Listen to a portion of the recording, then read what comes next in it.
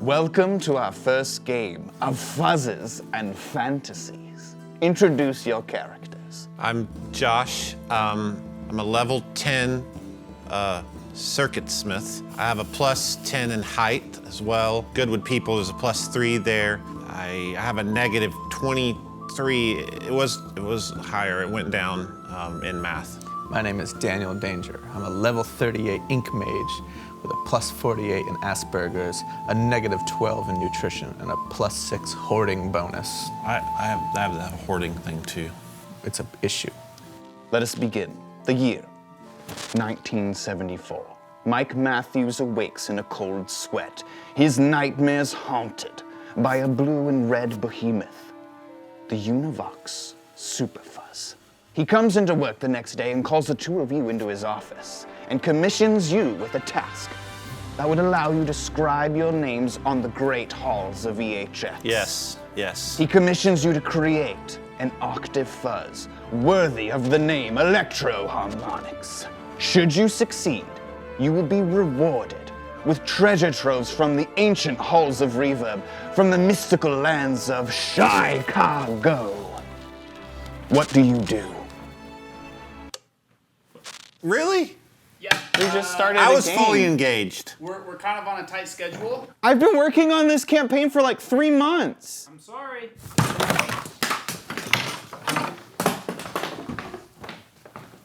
Hate my job.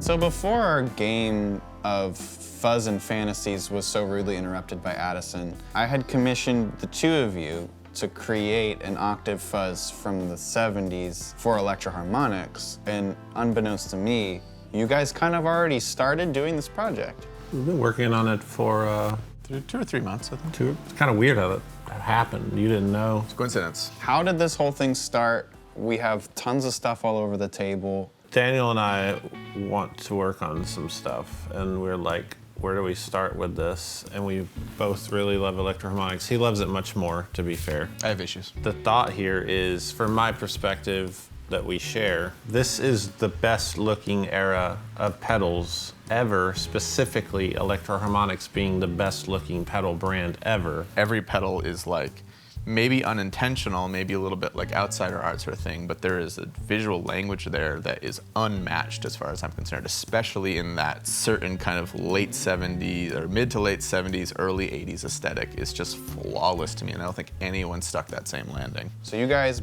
bring both of your experiences to the table, and today we have the Lizard Queen. This is a real life craft project for our own joy. Yes. Strictly because you just wanted to do it. We wanted to pretend we were 1970s Electro-Harmonix employees and basically LARP that. I mean, live this is action role play. 100% LARPing for pedal designers. Yes. Yeah, because for me, I'm gonna create a term here called a full immersionist. Yes. I fully need to go there. I wanted to try to find a new place to think, like inside of an idea or a concept. It's like we're in the 70s and I'm limited, and there's like this weird time travel aspect in my head. I primarily work in the screen print industry. It's what I do, and screen printing is, by its very nature, a medium of like limitations. It can only do so much, and that's cool to like apply that to pretending we're in 1974, because what that means is you can only do so much when it comes to a circuit, when it comes to graphics. What is this? You know, you sat down to just even do this circuit and you kind of did something you had never done before, because in a sense, you were forced to work within a very specific limitation. Absolutely. While we walk through the step-by-step, Mr. Rogers-esque look into how this was created, I'm actually gonna be assembling this. By the time you guys are done, we'll have one of these ready, or 2 of them ready. Yeah, we're inviting the viewers like you to see how a pedal was made in 1973, 74. Awesome, so I'm gonna get started on working on this. Why don't you guys start walking through the conception of the idea to where we are at now? We were having a discussion about the very particular tonality of the names Electro-Harmonix pedals from the inception onwards. What we know is that Mike generally named all of these post a circuit idea for the most part, I think. Yeah. We think from different sources. And the names of Electro-Harmonix pedals, you always feel like they have a meaning you shouldn't know. Yeah, a slang term that you're too young to understand. The golden throat. Is this a kidney stone? Small stone. Baseballs. Electric mistress. Bad stone. Hog's foot. The knockout. What is black finger, white finger? Who knows? The fact that lizard has never been in the line is amazing. And when Lizard Queen was said, I think you said it, it was like, that's it. Yeah, your idea was small leg. If you were to put small leg on an Electro-Harmonix enclosure, you wouldn't bat an eye at it. You'd be like, yes, it's the small leg pedal. It's no different than Hog's foot. It's 1974. We don't have Adobe Illustrator. We don't have the UV print machines that I have. We need to get a design, your design, onto this beautiful enclosure. What's the process? How did we get it on here? You're talking about a company that existed in the early 70s. They didn't have computers. They didn't have Photoshop. The secret is Letraset. So what Letraset is pre-Photoshop, pre all that stuff. What you would do is you would buy, if you were a company, you would buy a catalog. And the catalog would be filled with just fonts. And you would choose the fonts you wanted for your project, and they would ship them to you. And what it would arrive as is these sheets. And these sheets are called basically dry rub letters. And you'd have your font on here, and you'd sit there, letter by letter, one by one, use a little, like a wooden brayer or a popsicle stick, quite literally, and rub it onto your art. If you were delivering a file to a printer, print shop, or whoever in your company would have been doing the screen printing, what you deliver is something called camera-ready art. And camera-ready art is largely just black on white. This would be shot with a camera, and it turned into a film and, made from there. All these little elements, like the logo here, the Rams Head logo, their company names, anything that would have been used regularly, we assume that they had those elements already made, and they would have been literally cut and pasted off a piece of paper and stuck to the new piece of paper. Do I need a popsicle stick? Yeah, here's your popsicle stick. All right, so you're gonna rub the letter down and press it all the way, rub all the way over, be real firm, get everywhere. Basically, the letter will just come right off the sheet of paper, and then you very carefully peel it up. So now the letter is just missing from my sheet, and I have a B on my sheet. Back then, Electro-Harmonix, the people who were doing the graphics, this is all they had. The octave multiplexer is Sonola. The classic Big Muff font is Pioneer. The Ram's Head Big Muff is Arnold Backlund. The font, this font here, a lot of people think is Arnold Backlund, but it's actually a font called Divine or Divin, I'm not really sure. The I in Big Muff is actually an R cut in half. This is where you could accidentally do a 0 like DOD did and confuse people. Yes, you could do with the whatever DOD you wish. 250 instead of 0. There's this long-held theory that there is a rare Big Muff misprint where the I is a J. But they're just chopping off. Yeah, just because they wanted the aesthetic of an actual eye shape, but the actual eye shape on Arnold Backlund Electroset looks a lot like a J. So I think what I'm gonna do is I'm going to flip a V upside down, and that's gonna be my A. That's hot. Here's black, spelled with an upside down V, part of an O, and a K. The Electro-Harmonix aesthetic is typically 2 or maybe 3 colors most as it gets into the 80s, but for this era, it's a 2-color print, straight up just Letraset letters that are just the name, and then usually some kind of like pinstriping or some sort of like geometric designs that are very like minimal. This is how Electro-Harmonix should do it now. Last letter here to my secret invention. So this is our pedal designs now. Black Mold Fuzz Chorus. Hot Dog Overdrive. Is it dog or hot to do? Hot Dog Overdrive coming 1975 Winter NAMM. From here, we would deliver this to our in-house printer. We ended up working with a local shop here called One Way Screen Printing. I got a batch of enclosures from Ren and Cuff. He sent me these He was excited to see what we're up to. They're a great fit, and then we took them over to the screen printer. This is a screen printing screen. It is a very, very, very fine mesh, stretched, snare drum tight to a big metal frame. The artwork is made into a film. The film is placed over a photo emulsion coated screen, and then is placed in an exposure unit. What the exposure unit does is anywhere that is blocked by the black ink of the film does not get exposed and thus does not harden. So once it's done exposing, the screen is brought over to a washout booth. Basically, you get it wet and you use a kind of low strength power washer. And then anything that is not hardened by the UV light washes away and creates a stencil. This is our stencil. And because this is a 2-color print, we have the green ink side over here. This is where green ink will go. And this is where the black ink side will go. The screen would get mounted on like a swing arm press with a kind of a rig set up so that the pedal enclosure lies flat, and then this lowers down on top. From there, it basically be taped off so ink doesn't go through any of these unwanted registration holes. It is lowered down onto the pedal, and using a squeegee, the design is covered with ink first, and then with some force, the squeegee pushes the ink through the stencil onto the surface, and then the screen kind of pops back up because it's hovering right above the enclosure surface. There's your art. Now you have ink on a pedal. And the end result was this beautiful thing, which was very cool to see. It was one of those moments where like light shone down from heaven upon the Lizard Queen. We kind of wanted to mash up, like aesthetically, I wanted to kind of think about what do I like about certain things. I feel like the kind of Art Nouveau-ish font of Arnold Bacon looks great. Like the divine font that was on all the control knobs looks great. But what I loved was this pinstriping, the kind of color blocking that they would do with things.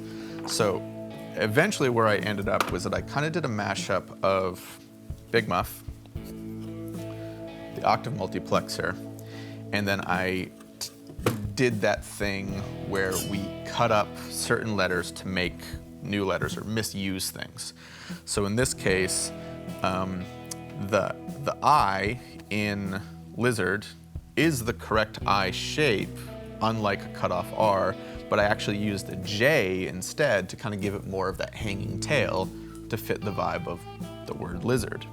And I don't believe that's actually a correct N either. I think that's H. But aesthetically, that looked right to me. And then I use kind of the Ram's Head fonts for everything else. I'm so happy with this. Like, this fits so wonderfully with, this.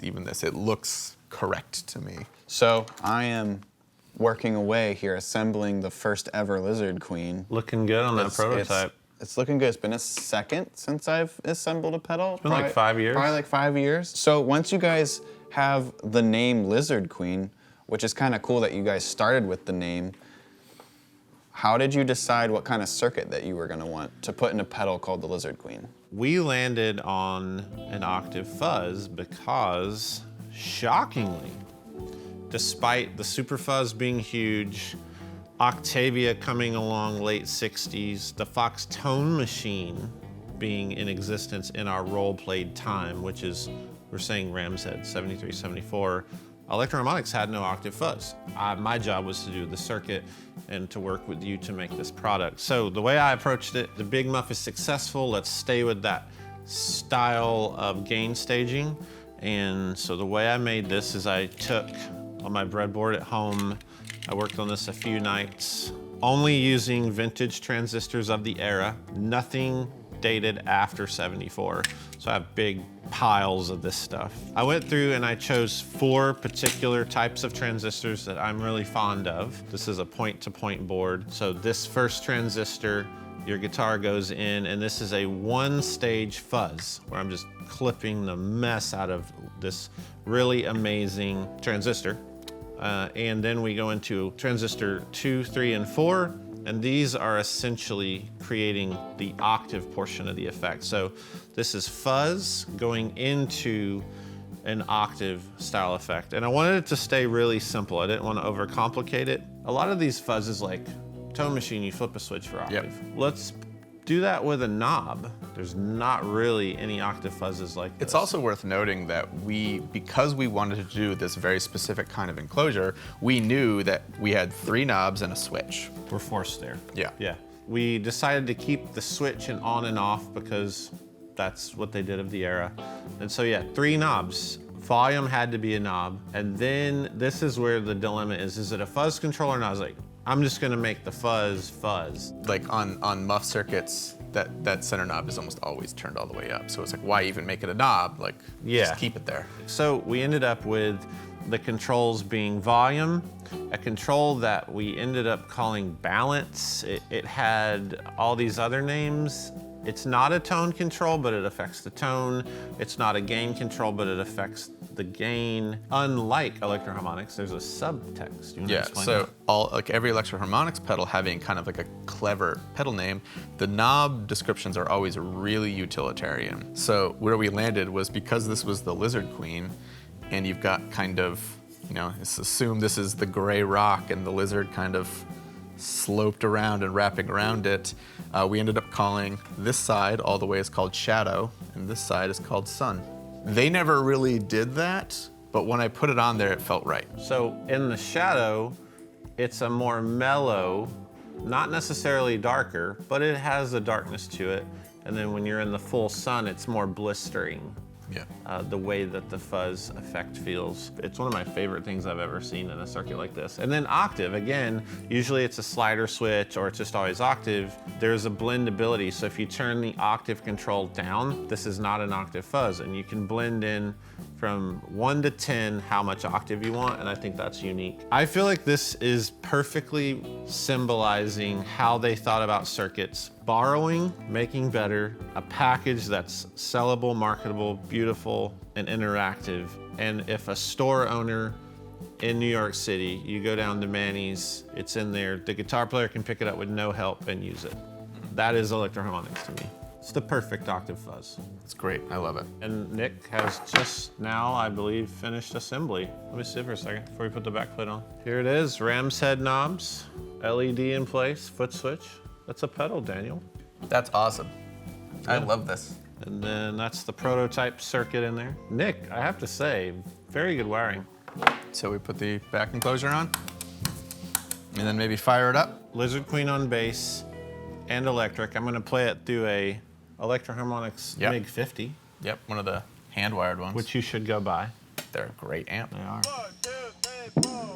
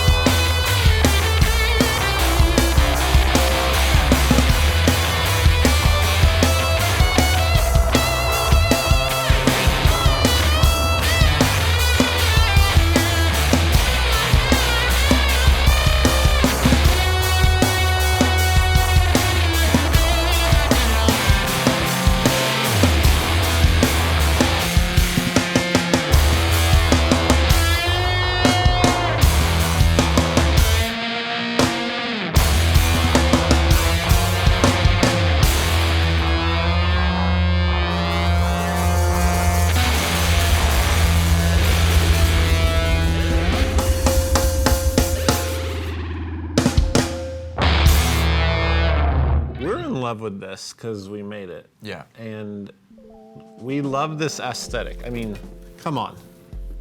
This is a thing.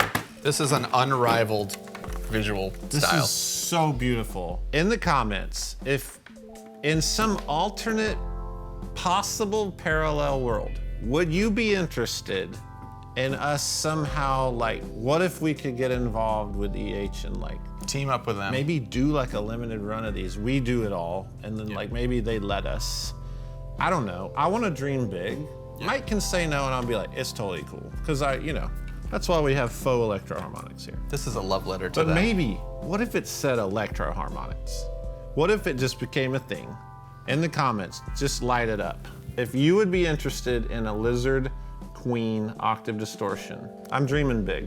Yeah. Do you want to see it? I want to see it with all my heart. I want to see it. You want to see it? Listen, I've devoted my 20 years of my life to this company. I'd love to work on something with them. On today's record time, we're gonna talk about a Blu-ray. It doesn't make sense, but who cares? And Daniel's gonna talk about it. This is the greatest music documentary of all time, as far as I'm concerned. I've seen it at least 50 times. It is a tradition that any bands I'm in watch it on every tour and any time we're in a studio or any time we're feeling creatively stuck. Because this is a band who has every resource available to them. They have endless time. They have nothing else to do with their lives except write an album. And they spend 900 days writing Saint Anger. I'm not making it 900 days. They spend millions and millions of dollars. What could you do in 900 days? I'm thinking of how many albums I can make in 900 days. I think, well, I mean, I come from the punk hardcore world where it's a rarity if you spend more than 1 or 2 weeks working on an entire record. That feels like a long time. Yeah, even that. So if you had 900 days, for example, at one point they build a quote unquote makeshift studio and wheel in $250,000 worth of Neve preamps. If you had this available to you, what could you do? So I find this to be the world's greatest cautionary tale. And source of inspiration. It's just wild inspiration because you watch it and you're like, I want to make a record. Also, it has these amazing scenes where Kirk cannot get a break and he just wants to surf and ride his horses and he doesn't want to have to deal with any of these people, so he just sits in the background and cleans his fingernails. And you made trading cards for this at one point? I did. Just every other scene in this movie is screen capable and memeable. I have no grand hatred of Metallica. I like Metallica. Yeah. I own a lot of Metallica records. Same. I like Metallica. I like Metallica. Yeah. I would love to do some stuff for Metallica. I mean, kudos to them for even allowing this to ever be released. It does take a certain amount of bravery for them to be well, that's what happened. And for the sake of a documentary world, this is very real. I saw this in the theater. I've owned it on VHS. I've owned it on DVD, and now I own it on Blu-ray. Thanks so much for watching this episode. I'm pretty pumped about the Lizard Queen. Yeah, I'm so happy. It's like when you make a dream and the dream comes true and then you live in that dream. That's where I am right now. We haven't woken up yet. No, we're never gonna wake up from this. So remember, in those comments, let us know if you'd be interested in seeing some weird, crazy universe where somehow we make a run of these for Electro-Harmonix. That'd be really fun. Anything's possible. Want to thank Healy Guitars. We never got to play this one, but it's amazing. We just really like that blue one. They're awesome. This has a mute on the bridge. Just check them out. Reach out to them. They're on Instagram. I think they have a MySpace as well. Also, yeah, like this episode, subscribe, click the bell icon, and in the link below in the description, you can jam with us over this Lizard Queen jam on BandLab. I think we're done. I think this is it. No, we're not done. We're gonna make more pedals. Well, I mean, we're done with the episode. We're never done. We're gonna make more pedals. Yeah, our work's not done, but it's done here. We've already gone too long.